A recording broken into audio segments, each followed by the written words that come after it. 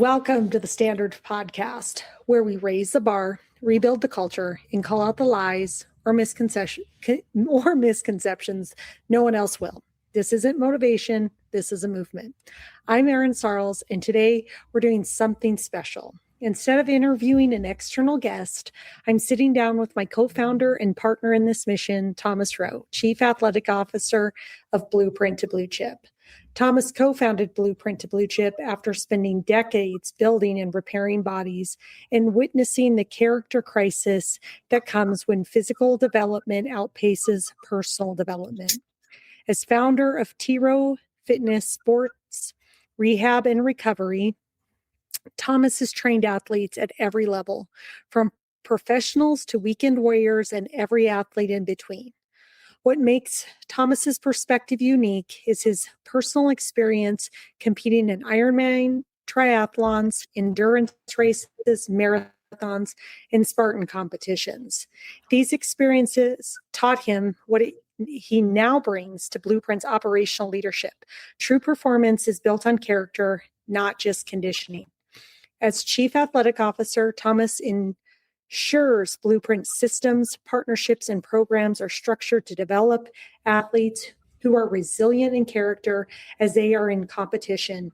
He understands that sustainable success in sports requires more than physical strength. It requires integration of a physical development with personal character development. Today, we're also celebrating the launch of Thomas's new book, TRoe FBombs, From Average to Asset, a raw, unfiltered look at what it really takes to transform yourself and raise your standard in every area of life.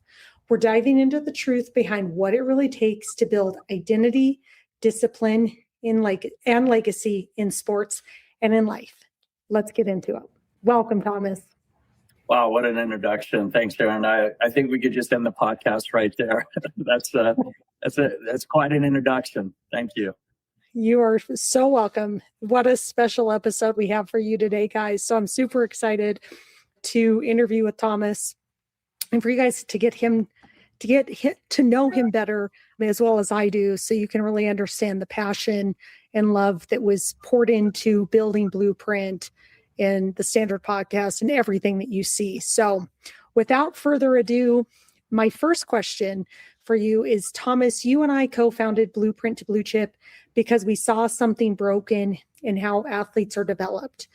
You spent decades building and repairing bodies through TRoe Fitness. But what you witnessed was character crisis when physical development outpaced personal development. Tell me about what you saw that made you realize you needed to build Blueprint. Great question. And I think it goes back decades, right? My goal as a kid was to always play in the NFL. And that was derailed with a neck injury. I've shared that story with you, and I think a lot of people have heard this story. But basically, once I got back to Los Angeles, I started mentoring kids, and I wanted to be able to give kids an opportunity to play their sport at the next level, whatever that meant, D1, D2, D3, NAIA. I mean, there's basically an outlet for any athlete to play at the next level if they want to. And they have to have realistic expectations. Are they actually going to go on to play pro? Are they going to play or participate in the Olympics? Probably not. But it doesn't mean they can't play their sport at the next level. And for me, having worked with, like you mentioned, weekend warriors, professional athletes, and everybody in between, I was always focused on bigger, faster, stronger. So I would like to take the credit for it. But until, you came into the equation, you being Erin, coming into the equation and saying, look, all you focus on is bigger, faster, stronger. And I was like, yeah, that's my job. And you're like, no, it's not. You need to focus on developing the full athlete on and off the field. And that was kind of my light bulb moment. And then that's actually where you and I started our conversation. So I really have to say that it was just the important piece that I needed to bigger, faster, stronger. And what you and I talk about is character, integrity, and discipline with every step, whether you step into the classroom, whether you step into the weight room, and fill in the blanks. And the only way that you're going to get better at football or golf or tennis is you have to get the reps. And I think that's where you kind of brought that factor into it, is like, Thomas, you're going to have to bring the reps of character, integrity, and discipline as well. Yeah, thanks for being so kind to me. This has really been a labor of love for both you and I. Oh yeah. For sure. So for those listening, this takes your blood, sweat, and tears, but it's so worth it. Yeah. So I would love for you to kind of peel back and share for our audience, what do you believe is the biggest lie that the fitness and athletic development industry has sold athletes about what it takes to build sustainable success? Wow, that's a great question. Another great question. I think that, again, it goes back to not everything is about D1. Not everything is about NIL. Not everything is about the transfer portal. You know, a lot of what you and I talk about is that some of these athletes today, they're not even motivated by their sport anymore. They're motivated by the NIL deals. And I think the biggest lie and misconception is what we see with the Arch Mannings and the guys at Ohio State making these multi-million-dollar NIL deals. And it's not really the case. You know, most NIL deals are anywhere from 500 to 1,000, if that. And what these young athletes need to understand is, you know, you're already committed to an education. You have to make grades to play whatever sport it is. And then you have to focus on your sport and your position, learning the playbook, learning that. So if you take on a third component, like, you know, trying to be an influencer or fulfilling your NIL obligation, that's a whole nother obstacle that you just created for yourself. So I think the biggest lie misconception is there's millions of dollars out there, and there's not in NIL deals. Also, another component of that is we talk about this, and, you know, when I was coming up, when my brothers were coming up and all my peers, there wasn't a transfer portal unless, one, you wanted to sit for a year or drop down to Division II, which was fine, but you were going to sit or you were going to go to a lower caliber of team. And also, look, we all know about the $100 handshakes from the boosters and alumni, but now NIL has just exposed it. I don't want to get into whether athletes should be paid or not, because I think I'm in the minority. Should they get paid? Yeah, but you're also getting a scholarship and you're getting an opportunity to play the sport you love at the next level with the understanding that you're going to go on possibly to play at the pros and make those multi-million-dollar contracts. I think Erin, you brought up a good point. I think it was in a podcast, or maybe it was just a discussion between the two of us. And the difference that I could see right now, and I could be wrong, right now in the field of NIL with men and women, male athletes are paid for potential, where women athletes are being paid for production, right? We see these in the softball players, we see it in the gymnasts. So I think that's going to have to right the course there. But the biggest line misconception is, one, that in order to go pro, you got to be D1. That's not the case. And lie number two is NIL, there's multi-million-dollar contracts out there, and they're not. Yeah, I think as we've stepped into this work, I think that definitely resonates of what are the lies that people are trying to overcome, or maybe then what are they chasing? Yep. And I think what's so impressive about your background is you've competed in, I've probably lost count, 55 plus endurance races, from Ironmans to marathons to Spartan. How did your personal experience with those grueling challenges shape your understanding of what true performance is? How did you understand character to be a part of that equation? Wow.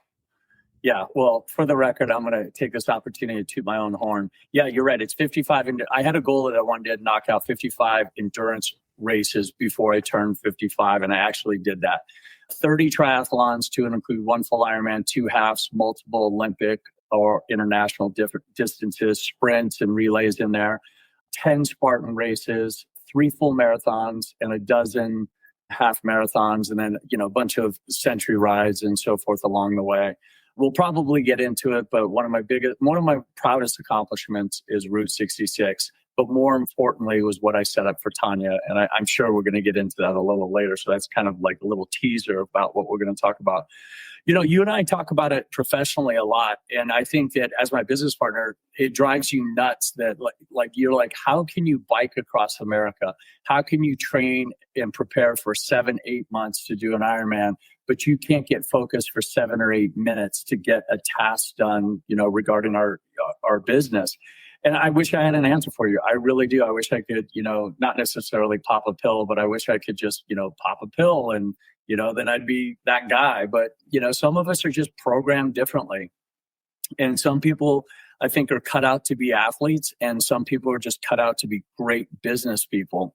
I just don't think I'm cut from that cloth. And maybe some people might say, oh, dude, that's an excuse. You could do it. If you could do an Ironman, if you could bike across America, then you could sit down and get focused. But I also think it comes down to, what are you interested in? I'm not interested in sitting at a desk and looking at spreadsheets and, putting together the things that you do. And I tell you this a lot. Like I watch you and I see the work that you pump out. And I'm just like, how do you do it? I mean, because it's so foreign, right? And like people will ask me the same question. How do you train for an Ironman? Because you can't phone that in. It's a 6, 7, 8 month process. Sometimes even up to a year, depending upon what your goal is. But I'm just cut out for that. I'm just cut out for the physical aspect of it.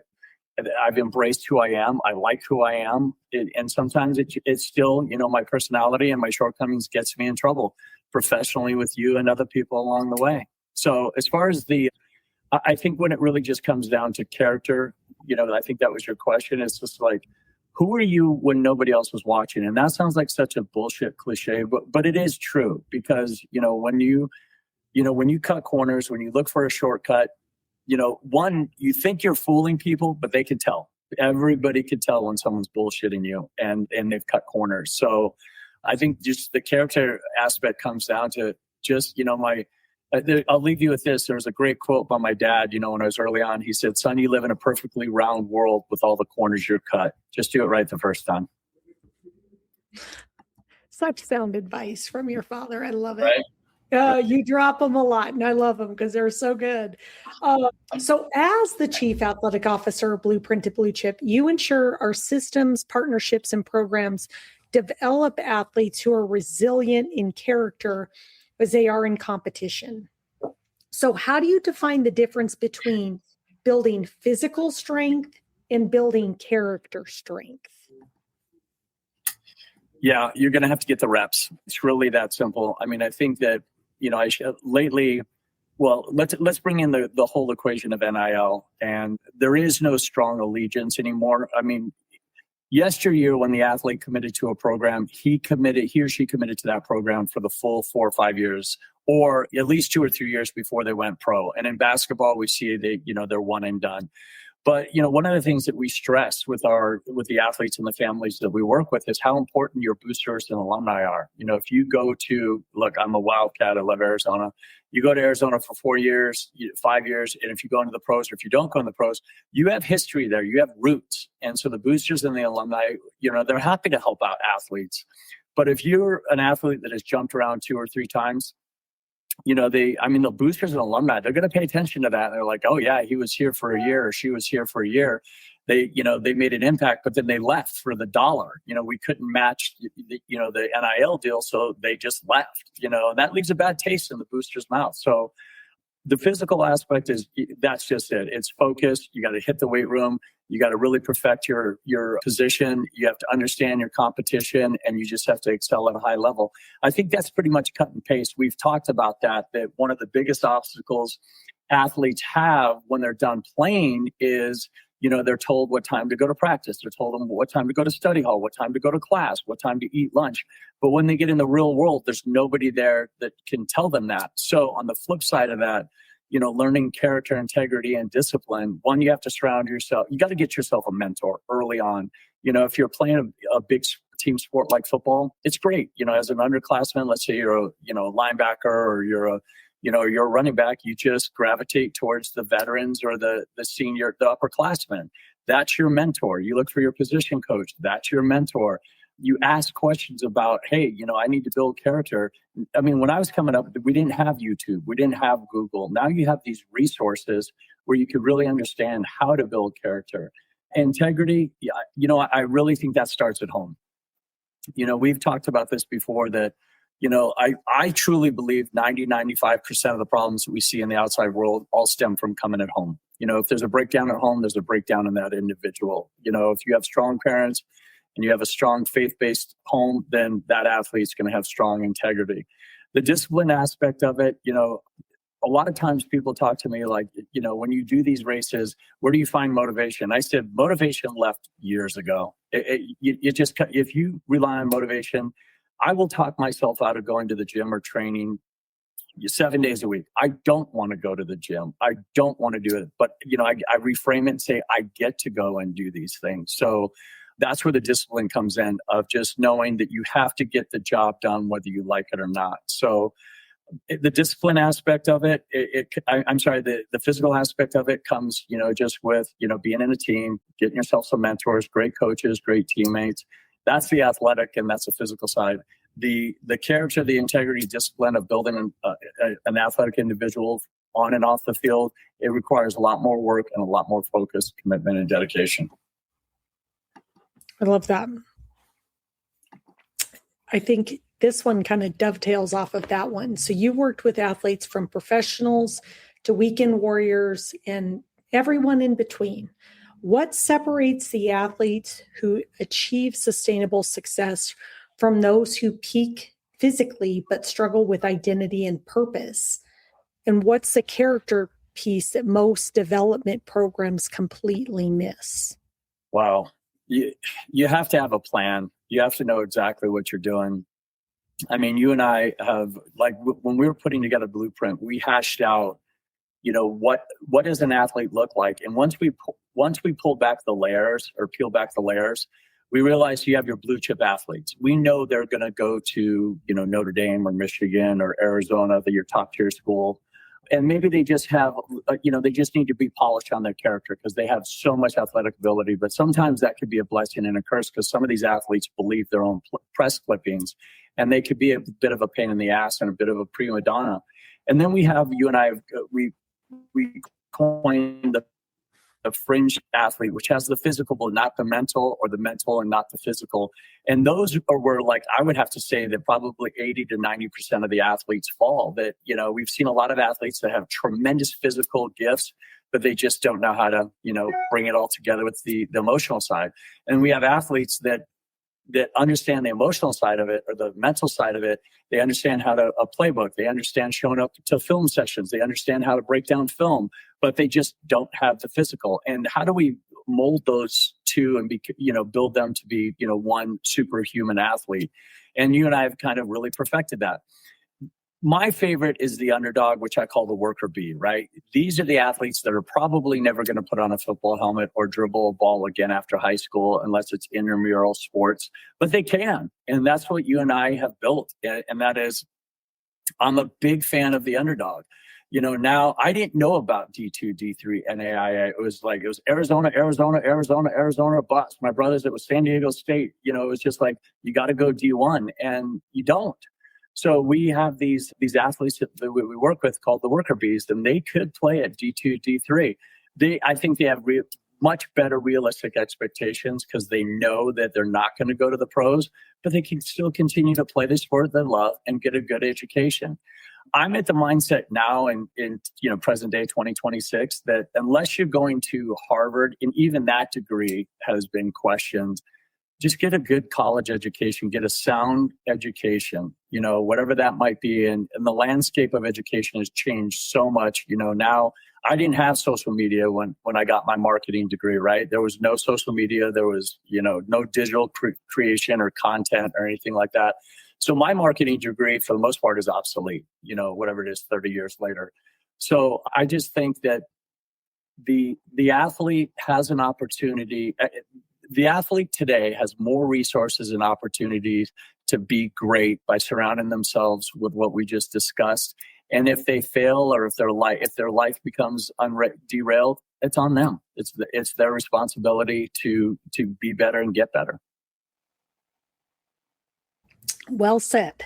Yes, we all have to take incredible personal ownership over who we want to become. So what's one truth you wish every coach, parent, athlete understood about not only the physical development, but the character development that isn't being taught right now in the industry?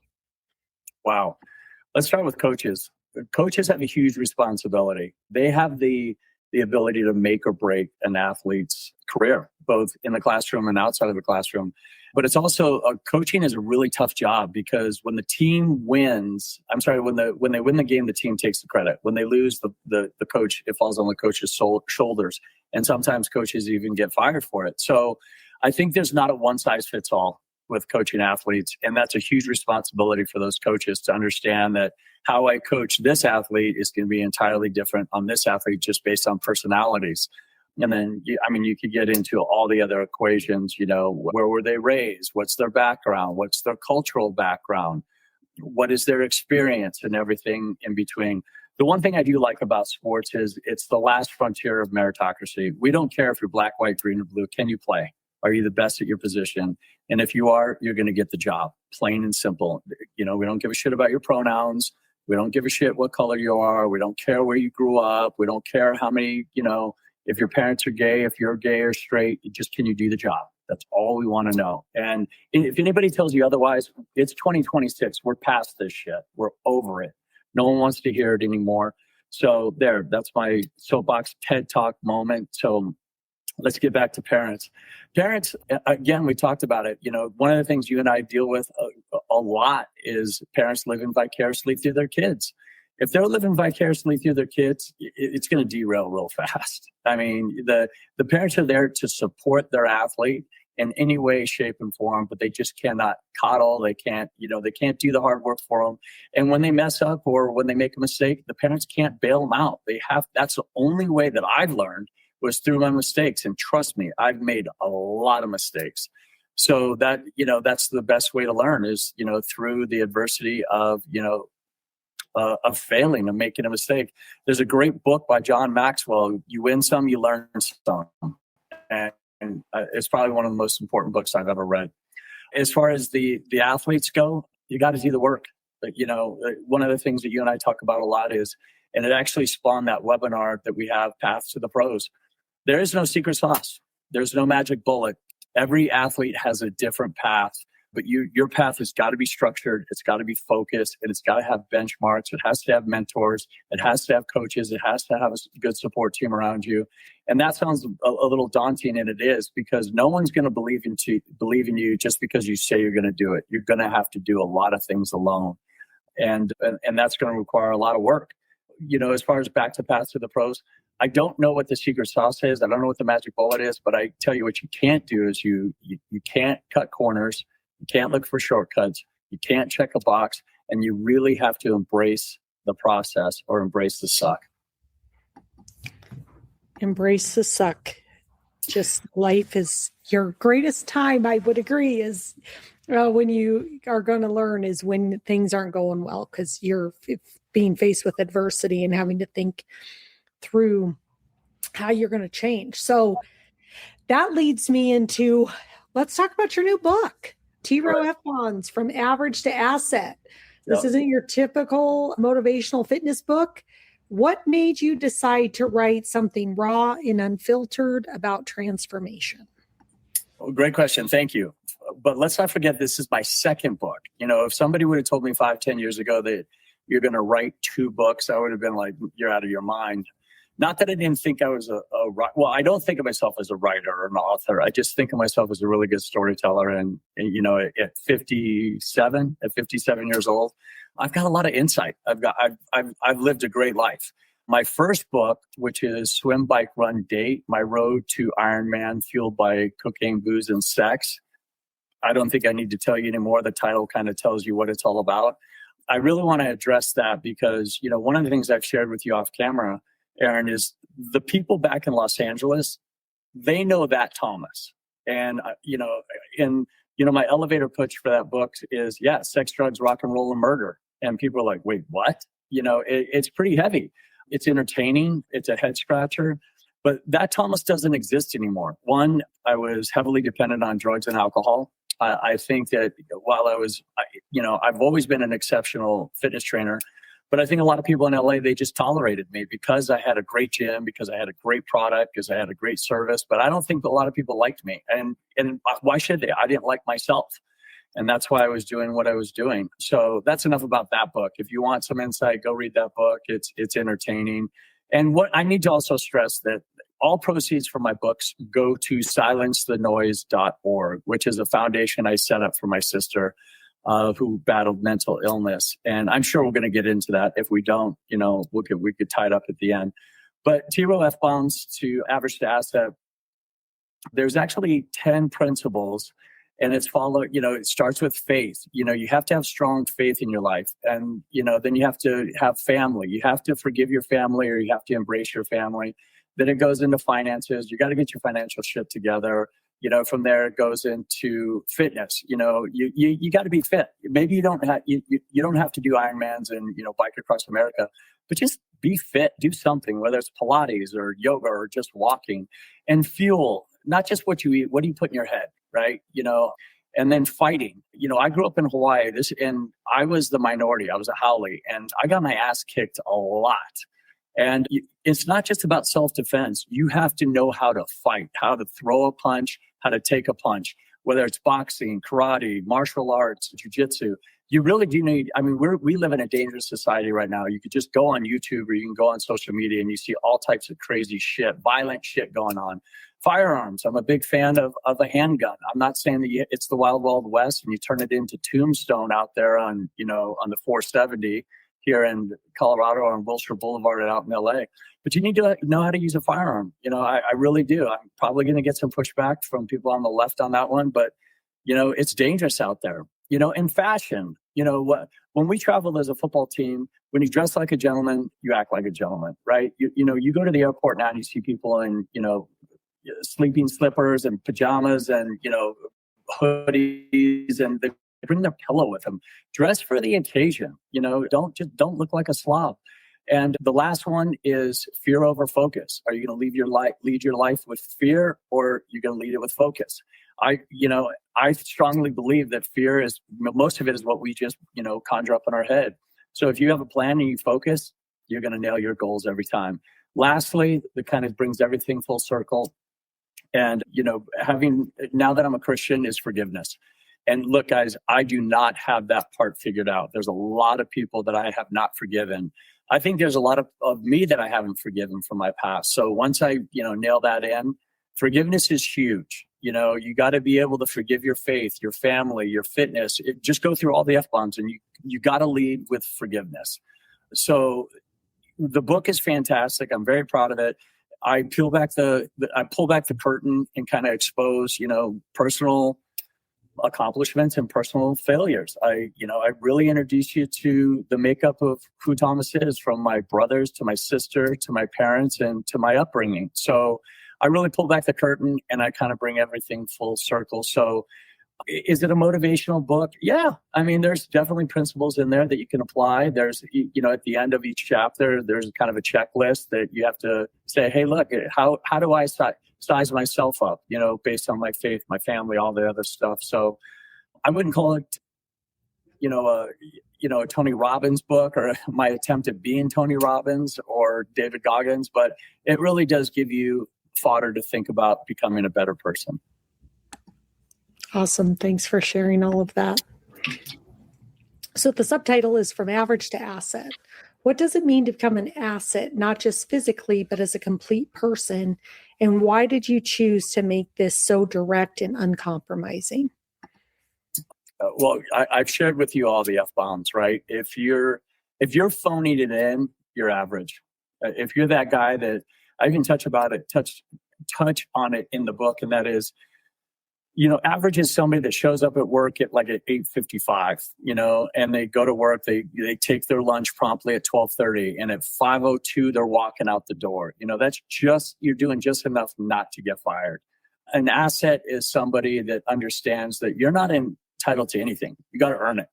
And being an asset is you become so undeniable in whatever you're doing. If it's on the playing field, you're such an asset to the team. You're such an asset to the coach.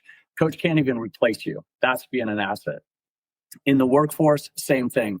You look at and you go, this individual goes above and beyond. Not only do they kick ass, but they just kick ass and take names.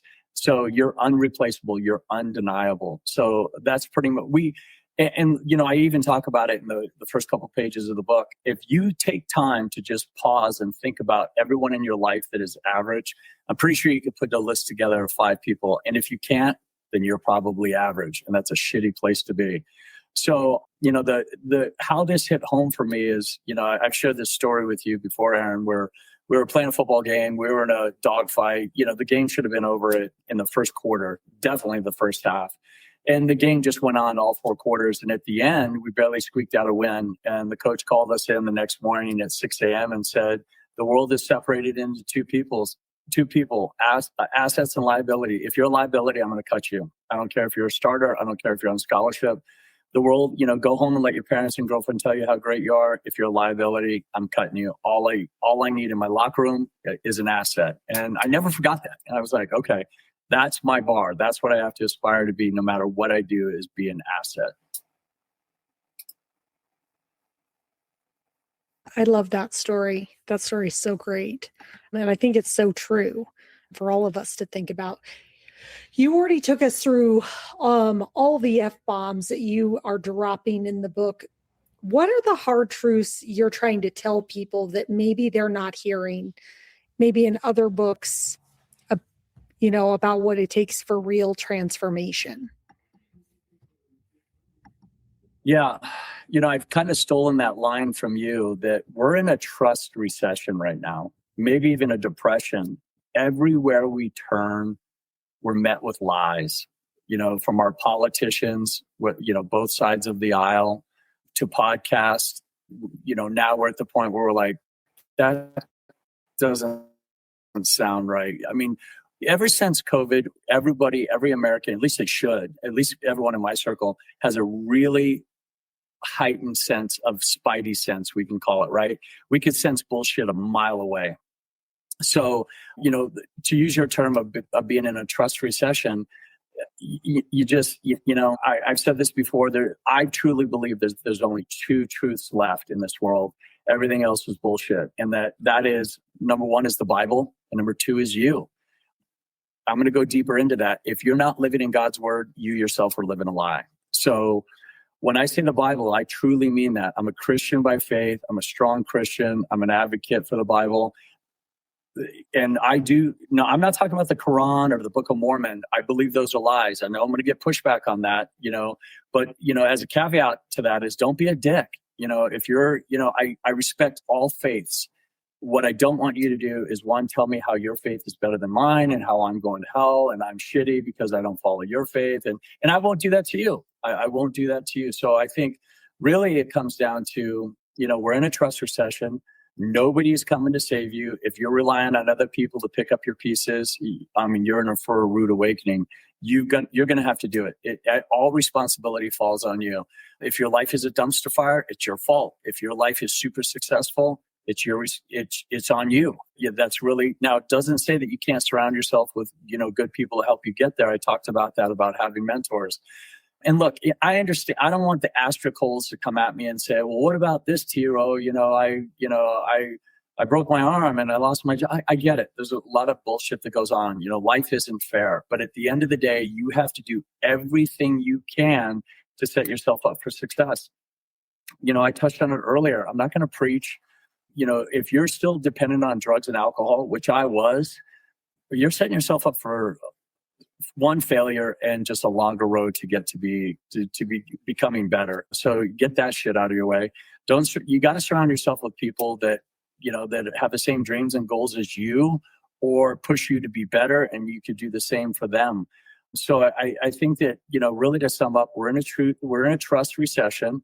You can't really rely on too many things other than the Bible and yourself, and surround yourself with some really good people to help lift you up. And you got to return that favor. You got to lift them up too.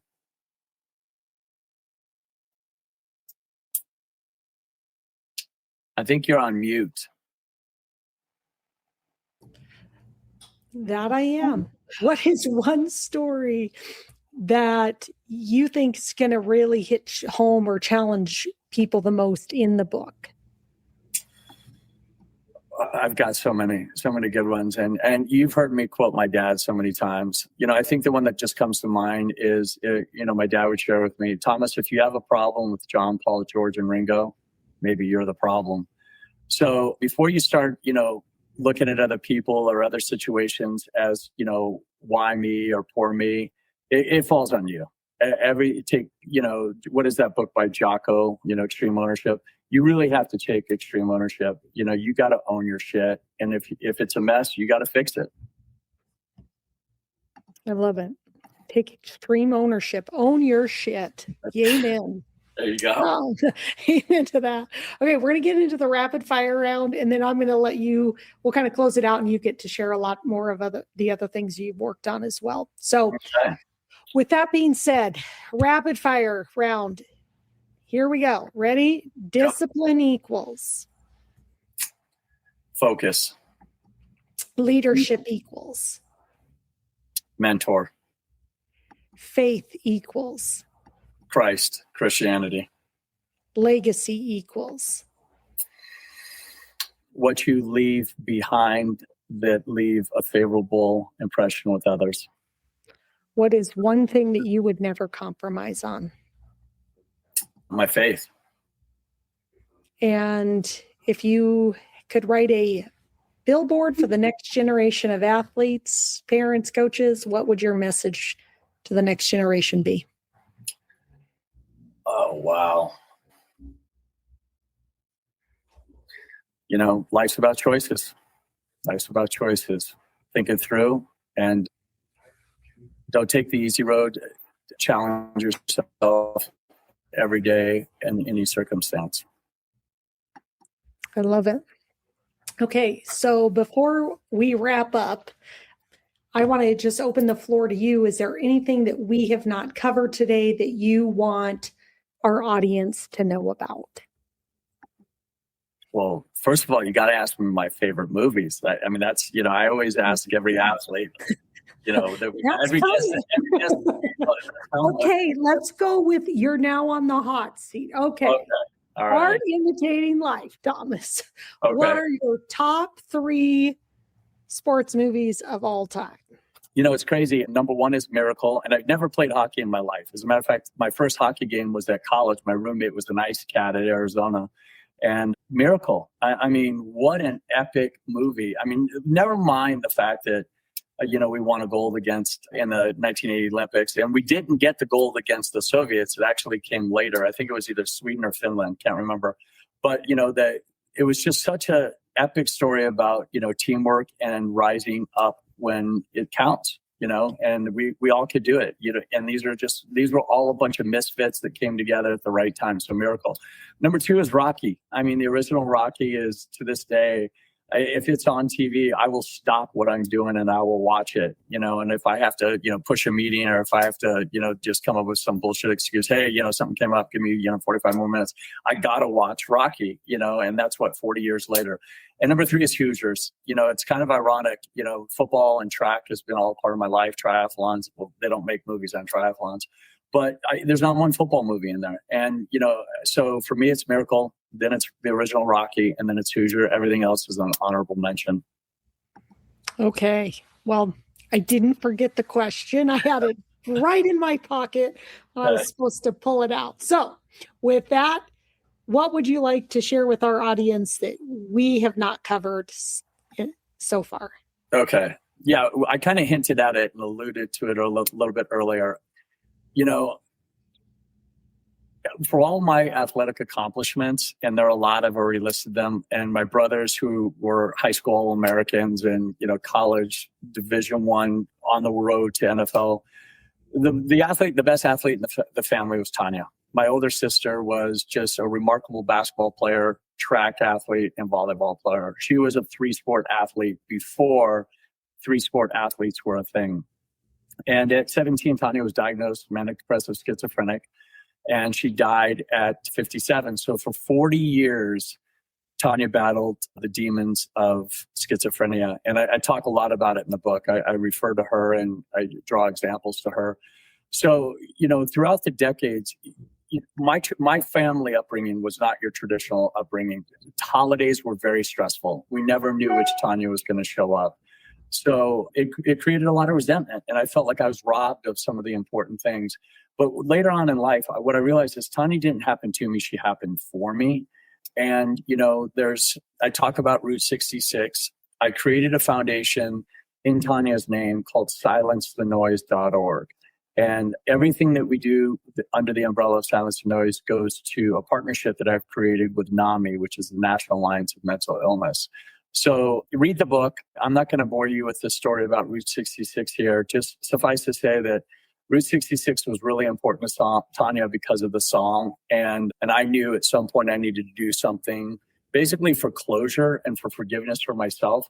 Some of the horrific things that I said to Tanya, the saving grace is the fact that she had no clue what I said the next day. It was in one ear and out the other, but it stuck with me and it haunted me. So I was able to get closure by doing something that she wanted to do together, and that was she wanted to drive Route 66. So I chose to bike it. Earlier I was talking about do hard shit, and that was 100 miles a day for 25 days, and that was some hard shit.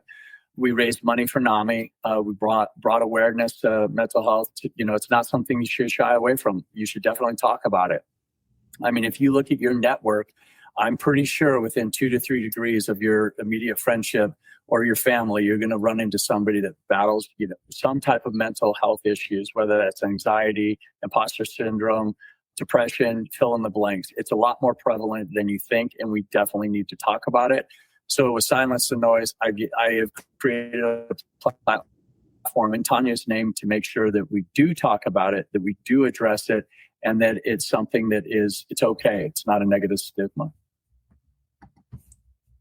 Awesome. Thank you for sharing that. Last question. Where can people get a hold of you? Where can they get your book? How can they connect with you? Where can they find TRoe? BlueprintBluechip.com.